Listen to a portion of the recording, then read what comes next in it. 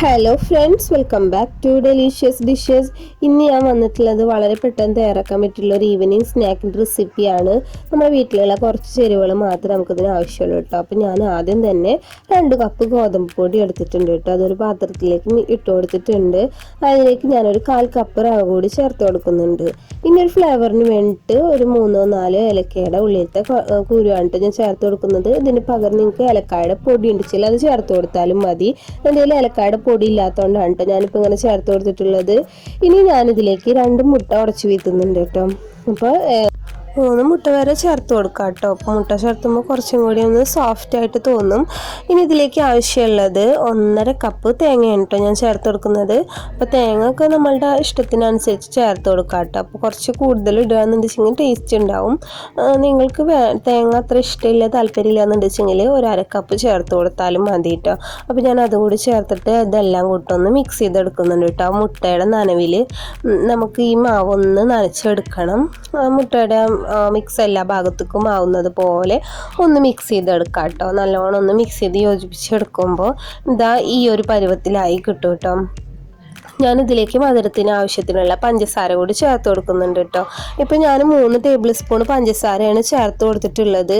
ഇത് ഫ്രൈ ചെയ്ത് കഴിച്ച സമയത്ത് എനിക്ക് കുറച്ചും കൂടി മധുരം ആവാന്ന് തോന്നിയിട്ടുണ്ടായിരുന്നു. അപ്പോൾ ഞാൻ ഫ്രൈ ചെയ്യുന്ന സമയത്ത് 1 ടേബിൾ സ്പൂൺ പഞ്ചസാര കൂടി ചേർത്ത് കൊടുത്തിട്ടുണ്ടായിരുന്നു കേട്ടോ. അപ്പോൾ നിങ്ങളുടെ മധുരത്തിനനുസരിച്ചിട്ട് പഞ്ചസാരയുടെ അളവ് അഡ്ജസ്റ്റ് ചെയ്യാവുന്നതാണ്. ഇനി ഇതൊന്ന് നനച്ചെടുക്കണം. അപ്പോൾ അതിന് വേണ്ടിയിട്ട് ഞാനിവിടെ പാലാണ് കേട്ടോ ഉപയോഗിക്കുന്നത്. അപ്പോൾ പാൽ തന്നെ വേണം നിർബന്ധമൊന്നും ഇല്ല കേട്ടോ. വെള്ളത്തിൽ കുഴച്ചെടുത്താലും മതി. അപ്പോൾ പാലിലാവുമ്പോൾ ഇത്തിരി കൂടി ടേസ്റ്റ് ഉണ്ടാവുമല്ലോ എന്ന് വിചാരിച്ചിട്ടാണ് ഞാൻ പാലെടുത്തിട്ടുള്ളത്. അപ്പോൾ ഞാനിതാ കുറേശ്ശെ പാൽ ഒഴിച്ചിട്ടൊന്ന് മിക്സ് ചെയ്തെടുക്കുന്നുണ്ട്. 1 കപ്പ് പാൽ എനിക്ക് ആവശ്യം വന്നിട്ടുണ്ടായിരുന്നു കേട്ടോ. അപ്പോൾ എല്ലാം മിക്സ് ചെയ്ത് വന്നപ്പോൾ ഇതാ ഈ ഒരു കൺസിസ്റ്റൻസിയിലാണ് കേട്ടോ ആയിട്ടുള്ളത്. നമുക്ക് ഇങ്ങനെയാണ് കിട്ടേണ്ടത്. കൈ കൊണ്ട് നുള്ളി ഇടാൻ പറ്റുന്ന ഒരു പാകത്തിൽ ഇതൊന്ന് ആക്കിയെടുത്താൽ മതി കേട്ടോ. ഇത്ര ആവശ്യമുള്ളൂ. ഇനി നമുക്ക് ഫ്രൈ ചെയ്ത് തുടങ്ങാം. അപ്പം ഞാൻ ഫ്രൈ ചെയ്യാൻ വേണ്ടിയിട്ട് ആവശ്യത്തിന് ഓയിൽ ഇവിടെ ചൂടാക്കാൻ വേണ്ടിയിട്ട് വെച്ചിട്ടുണ്ടായിരുന്നു കേട്ടോ. അപ്പോൾ ഇതുപോലത്തെ ഒരു കുണ്ടുള്ള പാത്രം എടുക്കുകയെന്ന് വെച്ചാൽ നമുക്ക് ഡീപ്പ് ഫ്രൈ ചെയ്തെടുക്കാനും സുഖമാവുമല്ലോ. അപ്പം ഞാനിത് ഓരോന്നായിട്ട് ഇതിലേക്ക് നുള്ളി ഇട്ട് കൊടുക്കുന്നുണ്ട്.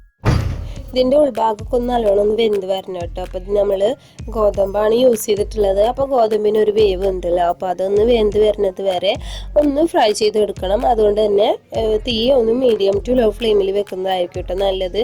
അപ്പം തീ കുറച്ച് വെച്ചിട്ട് നല്ലോണം ഒന്ന് ഉൾഭാഗമൊക്കെ വേവുന്ന രീതിയിൽ ഒന്ന് ഫ്രൈ ചെയ്തെടുക്കാം. തീ കൂട്ടി വെക്കുകയെന്ന് വെച്ചെങ്കിൽ പുറം ഭാഗം പെട്ടെന്ന് ക്രിസ്പി ആകും. അകം ഭാഗമാണെങ്കിൽ വല്ലാണ്ട് വെന്ത് വരില്ല. അപ്പോൾ അതൊന്ന് ശ്രദ്ധിക്കണം കേട്ടോ ഈ ഫ്രൈ ചെയ്യുന്ന സമയത്ത്.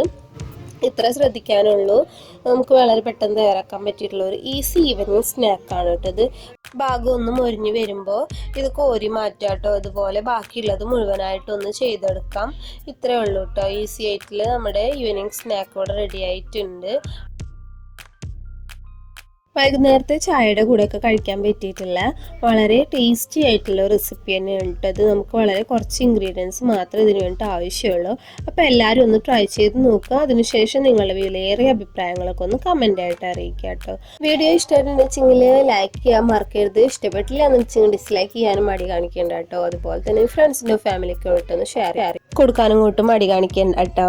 പിന്നെ ഞങ്ങളെ പ്രീവിയസ് വീഡിയോസൊക്കെ ഒന്ന് കണ്ടു നോക്കുക. നിങ്ങൾ ഈ ചാനൽ ഇതുവരെ സബ്സ്ക്രൈബ് ചെയ്യാതെ കണ്ടുകൊണ്ടിരിക്കുന്നുണ്ടെങ്കിൽ പ്ലീസ് ആ റെഡ് സബ്സ്ക്രൈബ് ബട്ടൺ പ്രസ് ചെയ്തിട്ട് സബ്സ്ക്രൈബ് ചെയ്യാനും തൊട്ടടുത്ത് കാണുന്ന ബെൽ ബട്ടൺ പ്രസ് ചെയ്തിട്ട് ഓൾ എന്ന ഓപ്ഷൻ എനേബിൾ ചെയ്യാനും മറക്കേണ്ട കേട്ടോ. ഇതിലും നല്ലൊരു കിടക്കാച്ച റെസിപ്പി ആയിട്ട് അടുത്ത വീഡിയോ കാണും.